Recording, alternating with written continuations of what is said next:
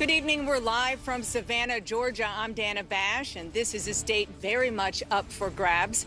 In between a whirlwind series of stops, I sat down with the Democratic candidate for president and her running mate today at Kim's Cafe here in Savannah. Inside, nothing was off the table, and you will see our interview in its entirety. The vice president first as her party's standard bearer, responding to her critics and answering our questions. Welcome on board. Thank you. It's good to see you. This is not where Vice President Harris thought she would be. We're going to Georgia. Yes. 7th trip there this year for me. A surprise nominee for president just months from Election Day. Set in motion after a stunning debate. Look, if we finally beat Medicare. Some within your own party are wondering if President Biden should even step aside. What do you say to that? There was a slow start, but it was a strong finish. And then an extraordinary decision. I've decided the best way forward is to pass the torch to a new generation. Philadelphia! What usually takes years of planning, coming together in a matter of weeks. Tim Walz! After a historic nomination at the convention in Chicago, On behalf of everyone whose story could only be written in the greatest nation on earth, I accept your nomination to be President of the United States of America. the Harris-Walz ticket is now pushing forward with the shortest presidential campaign in modern history. What did you hear from voters here? People are very optimistic. We join them on the trail as they visited the battleground of Georgia. Just 68 days from the election.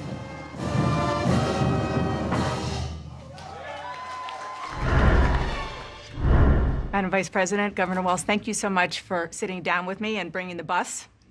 The bus tour is well underway here in Georgia. You have less time to make your case to voters than any candidate in modern American history. The voters are really eager to hear what your plans are. If you are elected, what would you do on day one in the White House? Well, there are a number of things. I will tell you, first and foremost, one of my highest priorities is to do what we can to support and strengthen the middle class. When I look at the aspirations, the goals, the ambitions of the American people, I think that people are ready for a new way forward, in a way that generations of Americans have been fueled by hope and by optimism. I think, sadly, in the last decade, we have had in the former president someone who has really been pushing an agenda and an environment that is about diminishing the character and the strength of who we are as Americans, really dividing our nation, and I think people are ready to turn the page on that. So what would you do day one? Day one, it's going to be about, one, implementing my plan for what I call an opportunity economy. I've already laid out a number of proposals in that regard, which include what we're going to do to bring down the cost of everyday goods, what we're going to do to invest in America's small businesses, what we're going to do to invest in families, for example, extending the child tax credit to $6,000 for families for the first year of their child's life to help them buy a car seat, to help them buy baby clothes, a crib. There's the work that we're going to do that is about investing in the American family around affordable housing, a big issue in our country right now. So there are a number of things on day one. What about you? Well, I'm excited about this agenda, too. As I said, the idea of inspiring America to what can be. And I think many of these things that the Vice President's proposing are things that we share in values. And the child tax credit is one we know that reduces childhood poverty by 1/3. We did it in Minnesota. To have a federal partner in this, unbelievable, I think, in the impact that we can make. You talked about, you call it the opportunity economy. You are well aware that right now many Americans are struggling. There's a crisis of affordability. One of your campaign themes is we're not going back. But I wonder what you say to voters who do want to go back when it comes to the economy specifically, because their groceries were less expensive, housing was more affordable when Donald Trump was president. Well, let's start with the fact that when Joe Biden and I came in office, during the height of a pandemic, we saw over 10 million jobs were lost. People, I mean, literally, we were all tracking the numbers. Hundreds of people a day were dying because of COVID. The economy had crashed. In large part, all of that because of mismanagement by Donald Trump of that crisis. When we came in, our highest priority was to do what we could to rescue America. And today, we know that we have inflation at under 3%. A lot of our policies have led to the reality that America recovered faster than any wealthy nation around the world. But you are right. Prices, in particular for groceries, are still too high. The American people know it, I know it, which is why my agenda includes what we need to do to bring down the price of groceries. For example, dealing with an issue like price gouging, what we need to do to extend the child tax credit to help young families be able to take care of their children in their most formative years, what we need to do to bring down the cost of housing.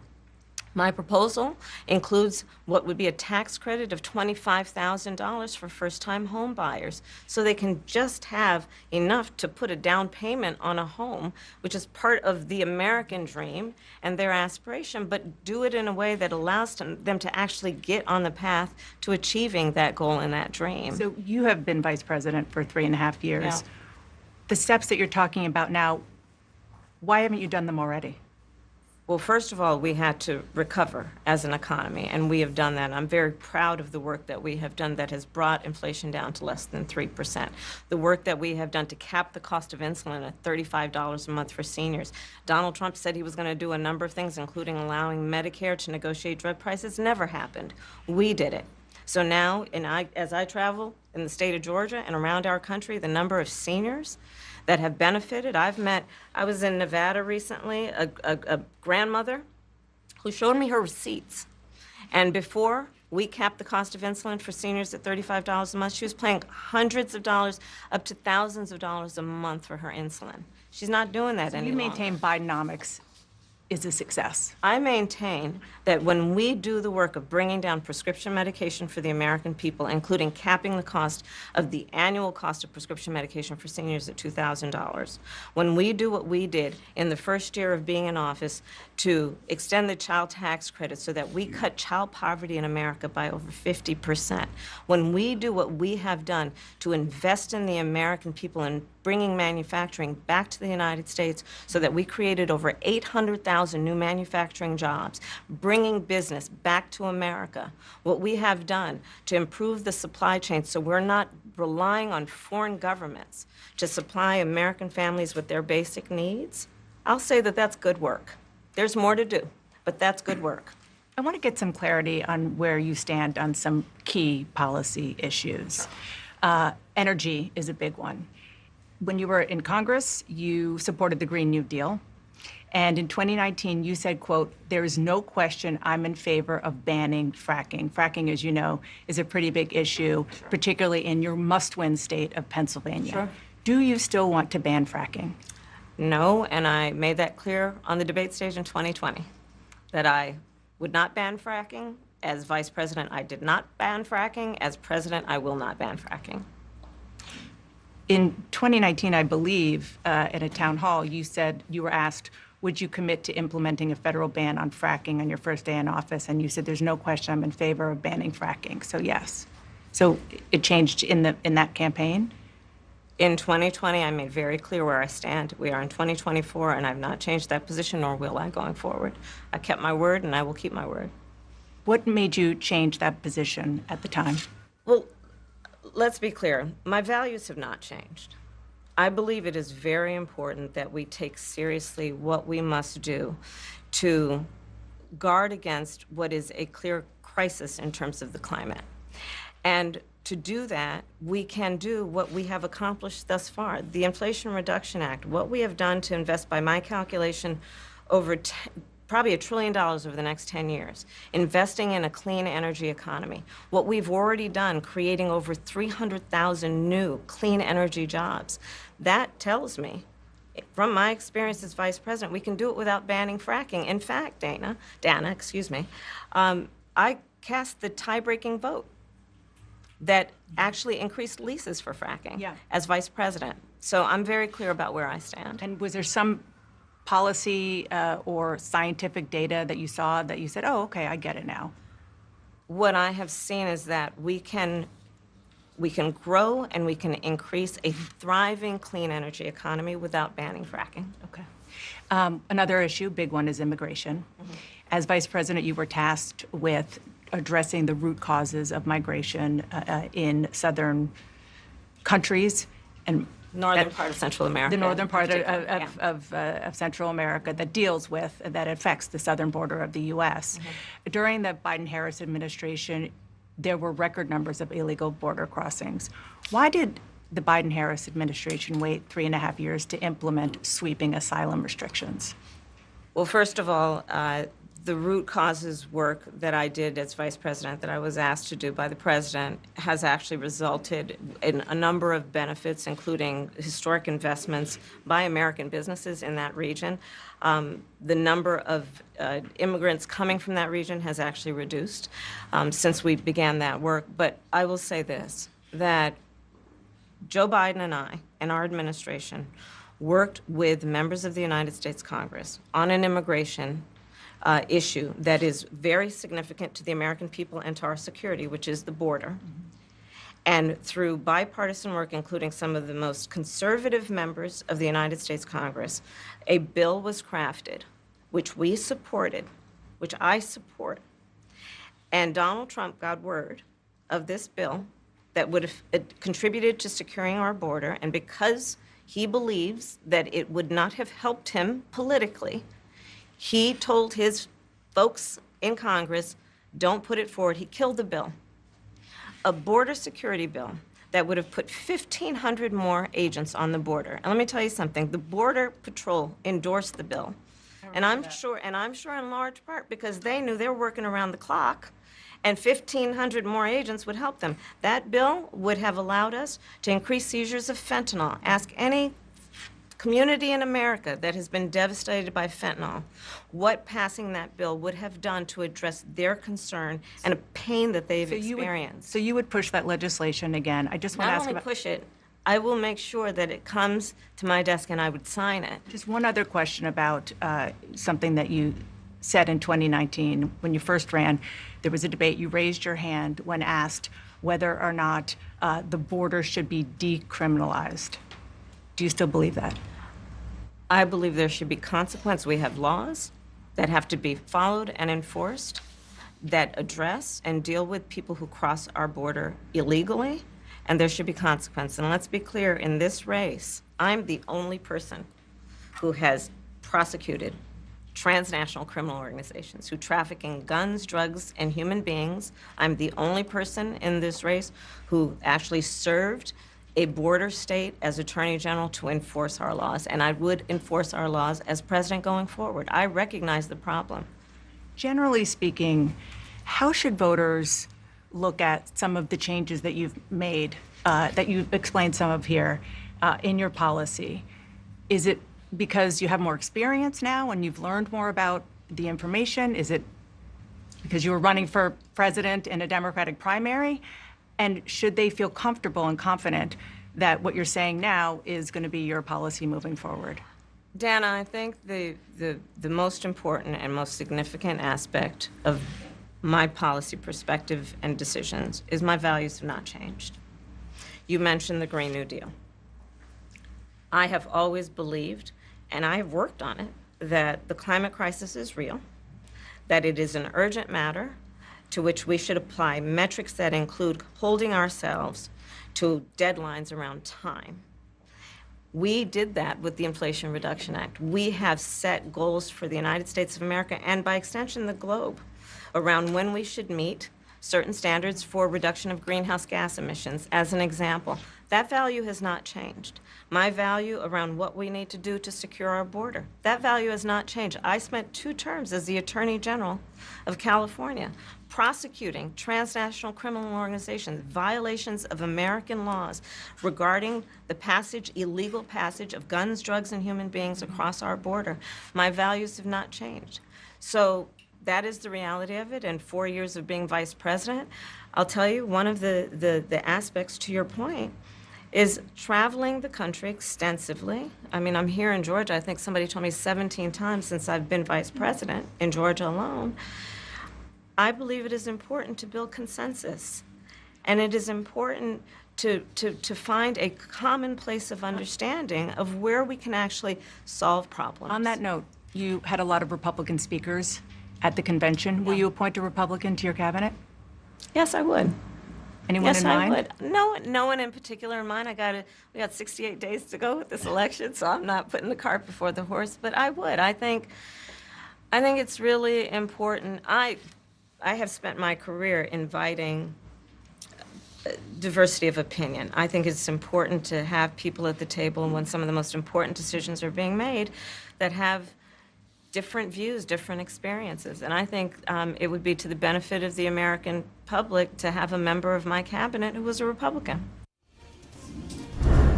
That was just the start of our wide-ranging conversation, and we have some never-before-shared details about the phone call that changed everything between President Joe Biden and Vice President Kamala Harris. I'm just curious, staying on President Biden, when he called you and said he was pulling out of the race, what was that like? And did he offer to endorse you right away, or did you ask for it? It was a Sunday, so here, I'll give you a little too much information. Go for it. There's no such thing, Madam Vice President. And her running mate. I asked him about some of the controversies that have sprung up since Harris put him on the ticket. Governor Walz, the country is just starting to get to know you. I want to ask you a question about how you've described your service in the National Guard. You said that you carried weapons in war, but you have never deployed actually in a war zone. A campaign official said that you misspoke. Did you?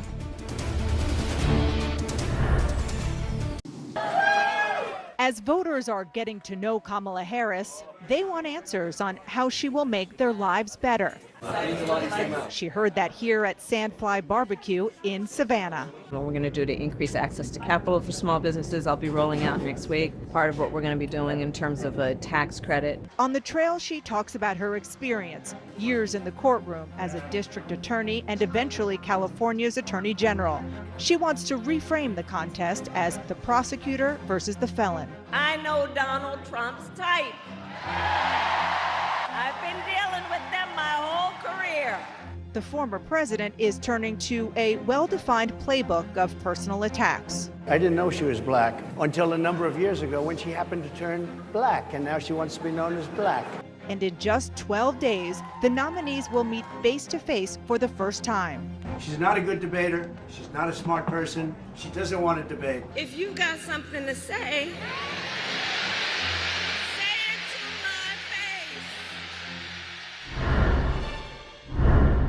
I want to ask you about your opponent, Donald Trump. Okay. I was a little bit surprised. People might be surprised to hear that you have never interacted with him, met him face to face. That's going to change soon. But what I want to ask you about is what he said last month. He suggested that you happened to turn black recently for political purposes, questioning a core part of your identity. Yeah.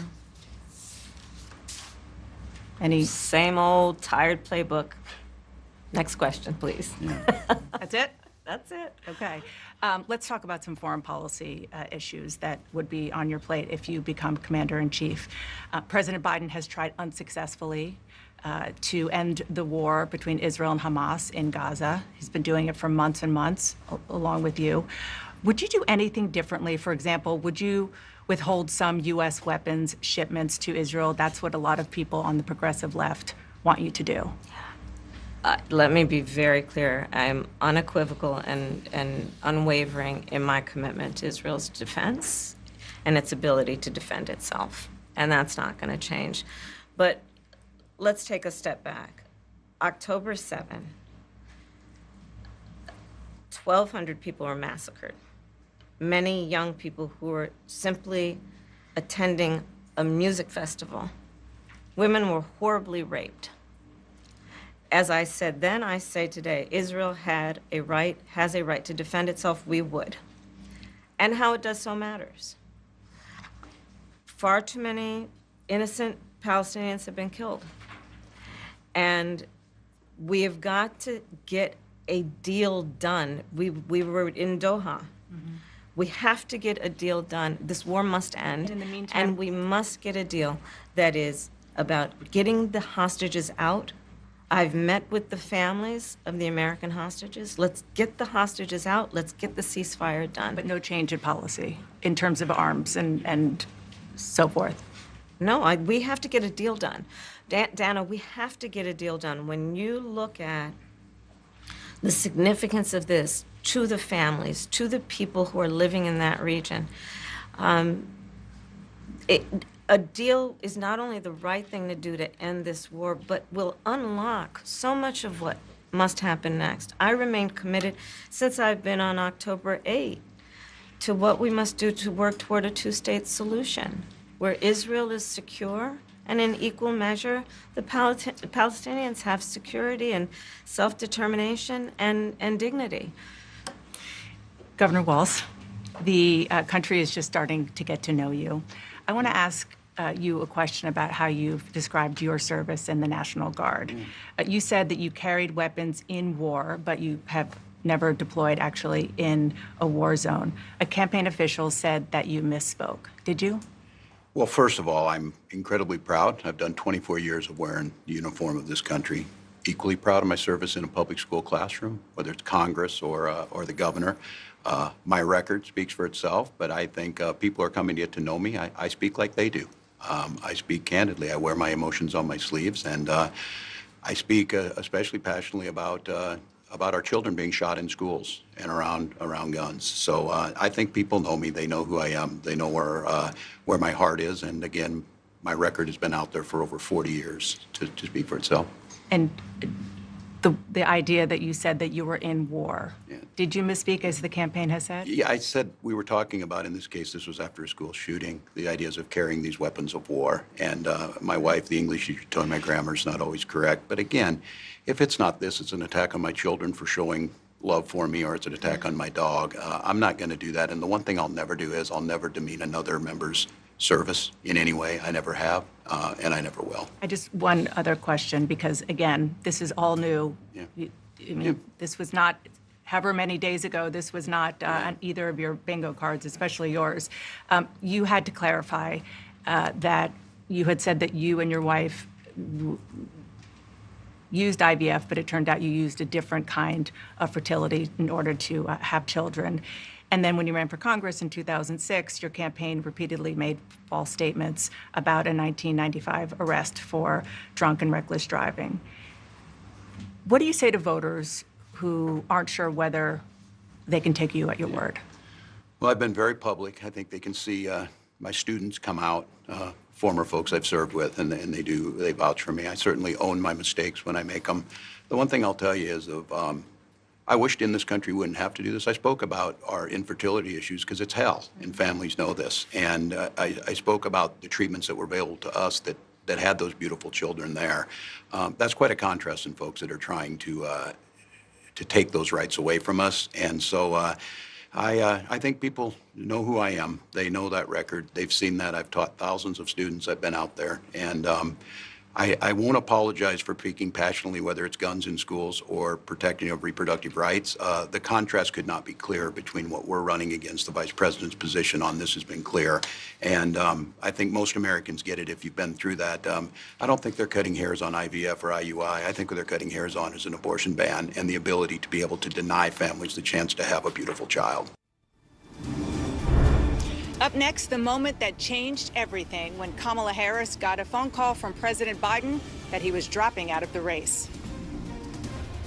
It was a Sunday, so here I'll give you a little too much information. Go for it. There's no such thing, Madam Vice President. My family was staying with us, and including my baby nieces. Speaking of those baby nieces, the vice president also opens up about a viral picture from the convention that meant so much to so many. And Tim Walz talks about that convention moment with his son that brought many viewers to tears. You were speaking, the camera caught him, so incredibly proud of you, so emotional, saying, "That's my dad." Yeah, I don't know as a father I could have ever imagined that. Georgia, and our exclusive interview with the Democratic presidential and vice presidential nominees, Vice President Kamala Harris and Minnesota Governor Tim Walz. It's hard to believe it was just 39 days ago President Biden shocked the world via tweet.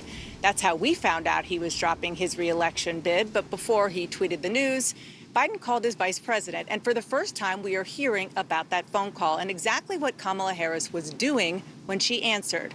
But we started this discussion with the moment that set all of this in motion, CNN's presidential debate, and whether President Biden was strong enough to lead this nation again. Vice President Harris, you were a very staunch defender of President Biden's capacity to serve another 4 years. Right after the debate, you insisted that President Biden is extraordinarily strong. Given where we are now, do you have any regrets about what you told the American people? No, not at all. Not at all. I have served with President Biden for almost 4 years now, and I'll tell you, it's one of the greatest honors of my career, truly. He cares so deeply about the American people. He is so smart and loyal to the American people.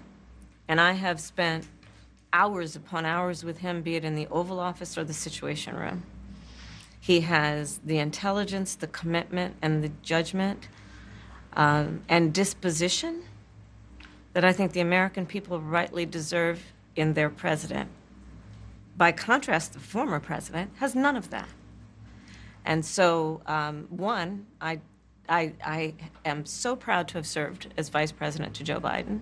And two, I am so proud to be running with Tim Walz for president of the United States and to bring America what I believe the American people deserve, which is a new way forward, and turn the page on the last decade of what I believe has been contrary to where the spirit of our country really lies. But the last decade, of course, the last 3.5 years has been part of your administration. I'm talking about an era that started about a decade ago, where there is some suggestion, warped I believe it to be, that the measure of the strength of a leader is based on who you beat down, instead of where I believe most Americans are, which is to believe that the true measure of the strength of a leader is based on who you lift up.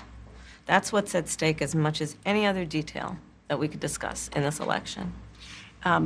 Because we haven't had a chance to talk, I'm just curious, staying on President Biden, when he called you and said he was pulling out of the race, what was that like? And did he offer to endorse you right away, or did you ask for it? It was a Sunday, so here, I'll give you a little too much information. Go for it. There's no such thing, Madam Vice President. My family was staying with us, and including my baby nieces. And we had just had pancakes and, Auntie, can I have more bacon? Yes, I'll make you more bacon. And then we were sitting down to do a puzzle. And the phone rang, and it was Joe Biden. And he told me what he had decided to do. And I asked him, "Are you sure?" And he said yes. And that's how I learned about it. And what about the endorsement? Did you ask for it? He was very clear that he was going to support me. So when he called to tell you, he said, "I'm pulling out of the race and I'm going to support you." Well, my first thought was not about me, to be honest with you. My first thought was about him, to be honest. I think history is going to show a number of things about Joe Biden's presidency. I think history is going to show that in so many ways it was transformative, be it on what we have accomplished around finally investing in America's infrastructure, investing in new economies, in new industries, what we have done to bring our allies back together and have confidence in who we are as America and grow that alliance, what we have done to stand true to our principles, including one of the most important international rules and norms, which is the importance of sovereignty and territorial integrity. And I think history is going to show not only has Joe Biden led an administration that has achieved those extraordinary successes, but the character of the man is one that he has been in his life and career, including as a president, quite selfless and puts the American people first. A passionate defense of the man who chose her to be his running mate 4 years ago. 4 years later, Harris made a choice of her own. And with Governor Walz's rise to national prominence, a star was born at the convention, Gus Walz. We'll hear about that moment between father and son, and the woman who could make history in the Oval Office on this iconic photo. Madam Vice President, the photograph that has gone viral. You were speaking, one of your grandnieces that you were just talking about was watching you accept the nomination. You didn't explicitly talk about gender or race in your speech, but it obviously means a lot to a lot of people, and that viral picture really says it. What does it mean to you? And our CNN exclusive interview with Vice President Kamala Harris and her running mate, who was supposed to be, if you listened to some experts, a big name, a prominent leader from a swing state, Pennsylvania or Arizona. But it is a little-known guy outside of his home state, where Minnesota nice is a source of pride. But behind all of that folksy humor and flannel, Tim Walz is far from just being Mr. Nice Guy when it comes to needling Donald Trump. Governor, you obviously have spoken to voters all over your state for years. Yeah. What are you learning in a place like Georgia? We're seeing explosion in small business growth. The one thing is workforce and child care, because workers have to have child care. Campaigning with Tim Walz, Don't do it. finding his role in this historic campaign. Would you be my running mate and let's get this thing on the road? I would be honored, Madam Vice President. After bursting onto the national stage with this word. These guys are just weird. Known as a folksy father of two from rural America, now a running mate who is not holding back. Listen to the guy. He's talking about Hannibal Lecter and shocking sharks and just whatever crazy thing pops into his mind. And finding his own rhythm with his new boss. What'd you order? Brisket and greens and mac and cheese. What about you? I had the brisket and coleslaw on this. And what about the spice situation, the Tabasco? What's happening with that? I'm gonna let him speak for himself. The Vice President's growing peppers at her residence, so she's trying to bring me along on this. You know, Minnesotans. It's okay. I'm getting there. It's I'm all getting good. You just do you. I just have to ask you both about two standout moments, aside, of course, from the addresses that you both gave, but standout moments that were perhaps unexpected during the convention. You mentioned one of them, Governor. A moment that you shared, that the world shared with your son, Gus. You were speaking, the camera caught him, so incredibly proud of you, so emotional, saying, "That's my dad." Yeah, I don't know as a father I could have ever imagined that. I'm grateful for so many reasons to be on this ticket, but that moment, to understand what was really important, to have my son feel a sense of pride in me, that I was trying to do the right thing. And it was, you try and protect your kids, it brings notoriety and things, but it was just such a visceral, emotional moment that I'm grateful I got to experience it, and I'm so proud of him. I'm proud of him, I'm proud of Hope, I'm proud of Gwen. She's a wonderful mother, and these are great kids. And I think the one thing is, talking about the era we're in, is our politics can be better. It can be different. We can show some of these things, and we can have families involved in this. And I hope that I hope people felt that out there, and I hope they hug their kids a little tighter, because you just never know, and life can be kind of hard. And last question, Madam Vice President, the photograph that has gone viral. You were speaking, one of your grandnieces that you were just talking Yes. about, was watching you accept the nomination. You didn't explicitly talk about gender or race in your speech, but it obviously means a lot to a lot of people, and that viral picture really says it. What does it mean to you? You know, I am running because I believe that I am the best person to do this job at this moment, for all Americans, regardless of race and gender. But I did see that photograph, and I was deeply touched by it. And you're right, it's the back of her head, her two little braids, and then I'm in the front of the photograph, obviously speaking. And it's very humbling. It's very humbling in many ways. Did she talk to you about it afterwards? Oh, she had a lot to talk about. She had a lot. She listened to everything, and she listens to everything. Give you your hot takes? Oh, yeah, definitely. Madam Vice President, Governor Walz, thank you so much for your time. Appreciate it. Thank for you. having Thank you, us. Dana. Thank you. This was Vice President Harris's first real unscripted setting where voters could see and hear her explain some of her policy positions now and how they differ from before she became vice president and why.